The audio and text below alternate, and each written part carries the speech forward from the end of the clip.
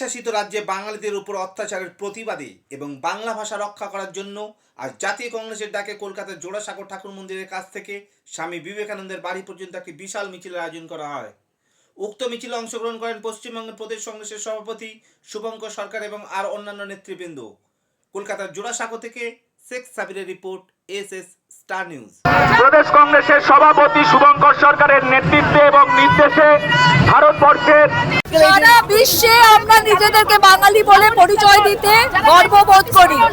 আজকে যখন বাঙালি পরিযায়ী শ্রমিকরা অন্য রাজ্যে যাচ্ছে এবং তাদের উপরে নির্যাতন হচ্ছে তাদের বাঙালি সত্তার জন্য, তখন বাঙালি হিসেবে শুভঙ্কর সরকারের নেতৃত্বে আমরা রাস্তায় নেমে প্রতিবাদ জানাচ্ছি, ধিক্কার জানাচ্ছি এবং আমরা এই প্রতিবাদ মিছিল, এই ধিক্কার মিছিল চালিয়ে যাব যতদিন বাঙালিদের উপরে তাদের বাঙালি সত্তার জন্য অত্যাচার বন্ধ না হবে।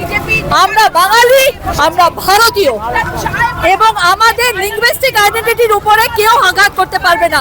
যে জয় বাংলা বললে বলে যেখান থেকে বেরিয়ে যান, তার বাংলায় থাকার কোনো অধিকার নেই, সে বেরিয়ে যাক বাংলা থেকে। মিতা চক্রবর্তী, এআইসিসির মুখপাত্র, এআইসিসি সদস্য, ওয়েস্ট বেঙ্গল মিডিয়া সেলের কনভেনর। তারা যখন অন্য রাজ্যে কাজ করতে যাচ্ছে, বাংলায় কথা বলছে, তাদের বলছে বাংলাদেশি বলে পাঠিয়ে দিচ্ছে। এই রাজ্যের বাসিন্দা, তাদের বাংলাদেশে পাঠিয়ে দেওয়া হয়েছিল। এরপরে বিজেপি নেতারা কি করে বলেন, কারণ এটা শুধু বিজেপি শাসিত রাজ্যেই এটা ঘটছে, এটা কিন্তু অন্য কোথাও ঘটছে না। আর রাজ্য সরকারের কাছে আমাদের আবেদন, ভাষা পরিষদের মাধ্যমে যাতে ডাক্তারি বই, আইনের বই, বিজ্ঞানের বই যাতে বাংলা ভাষায় ট্রান্সলেট করা যায়, বাংলার যাতে আরও উৎকর্ষতা, মাধুর্যতা বাড়ানো যায়, সেটা ভাবতে হবে, তবেই বাংলা ভাষাকে বাঁচানো যাবে।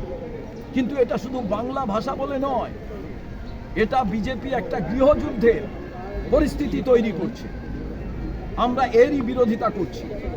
আর এই গৃহযুদ্ধটা করে দিয়ে তারা ভোটার লিস্টের মাধ্যমে জেনুইন ভোটারদের নাম কেটে দিতে চাইছে। তাই আমরা আজকের এই মিছিলে বলেছি, ভারতবর্ষের সংবিধানের নিয়ম আমরা মানি, আইন আমরা মানি, সংবিধানের বাইরের আইন আমরা মানি না। রাজনীতির জন্য এসআইআর, এই সারকে বাতিল করতে হবে, আমরা এটা মানছি না। সব খবর সবার আগে পেতে সাবস্ক্রাইব করুন আমাদের ইউটিউব চ্যানেল এবং লাইক ও ফলো করুন আমাদের Facebook page, SS star news.